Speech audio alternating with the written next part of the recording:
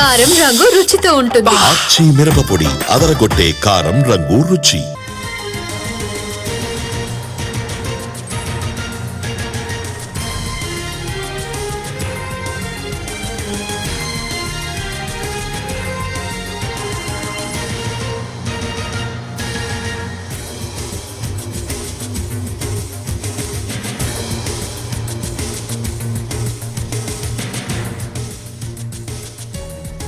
హైదరాబాద్ లోని అఫ్జల్గంజ్ కాల్పుల కేసులో పోలీసులు పురోగతి సాధించారు.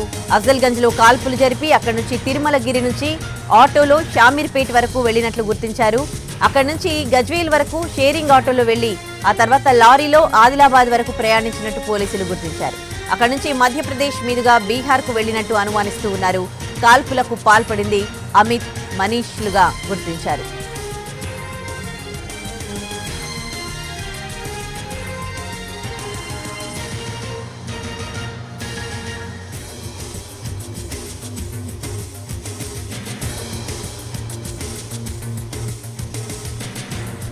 ఇటీవల బీదర్లో ఓ బ్యాంకులో కాల్పులు జరిపి చోరీకి పాల్పడిన దుండగులు 93 లక్షలు ఎత్తుకెళ్లారు. ఈ ఘటనలో 2 మృతి చెందారు. అక్కడి నుంచి హైదరాబాద్ మీదుగా ఛత్తీస్గఢ్ వెళ్లాలని భావించారు. అయితే అఫ్జల్గంజ్ లో ఓ ప్రైవేట్ ట్రావెల్స్ బస్ ఎక్కేందుకు ప్రయత్నించగా యాజమాన్యం తిరస్కరించారు. దాంతో వారిపై కాల్పులు జరిపి పారిపోయారు.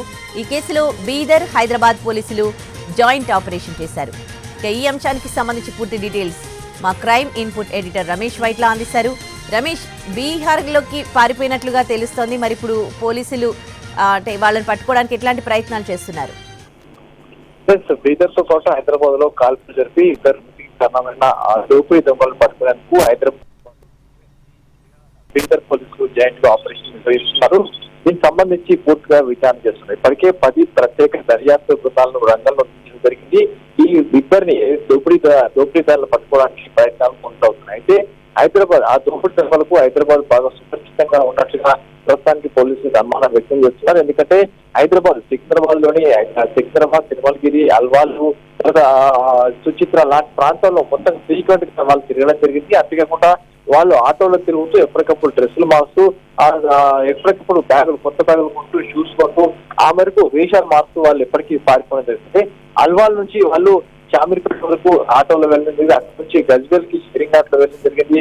ఆ గజ్వేల్ నుంచి ఆదిలాబాద్ వరకు లారీలో వెళ్ళడం జరిగింది. అక్కడి నుంచి మధ్యప్రదేశ్ మీద బీదర్ కి వెళ్ళినట్టుగా ఇప్పటికీ పోలీసులు ఒక అనుమానం వ్యక్తం చేస్తున్నారు. ఈ దశలో అయితే విచారణ అయితే కొనసాగుతున్నారు. అయితే ఇప్పటికీ అమిత్ తర్వాత మనీష్ ఇద్దరు కలిసి దోపిడీకి పాల్పడినట్టుగైతే పోలీసులు అయితే అనుమానం వ్యక్తం చేస్తున్నారు. దీనికి సంబంధించి వాళ్ళ పాత నేరస్తులకు సంబంధించి పూర్తి సమాచారం అయితే ఇప్పటికి తెప్పిస్తున్నారు. అయితే ఇంట్లో ఇప్పుడు చూసినట్టే వీళ్ళిద్దరు కూడా గతంలో ఇలాంటి దోపిడీలు చేసినట్టుగా పోలీసు అయితే కొంత సమాచారం వచ్చింది. ఆ సమాచారం మేరకు వీళ్ళిద్దరు పట్టుకోవడానికి పూర్తి స్థాయి ప్రయత్నాలు అయితే చేస్తున్నారు. ఇప్పటికైతే హైదరాబాద్, బీదర్ లో కాల్పులు చెప్పిన 2 నిందితుల కోసం మొత్తం 10 బృందాల చేత గాలిస్తున్నామని చెప్పి హైదరాబాద్ పోలీసులు చెప్తున్నారు.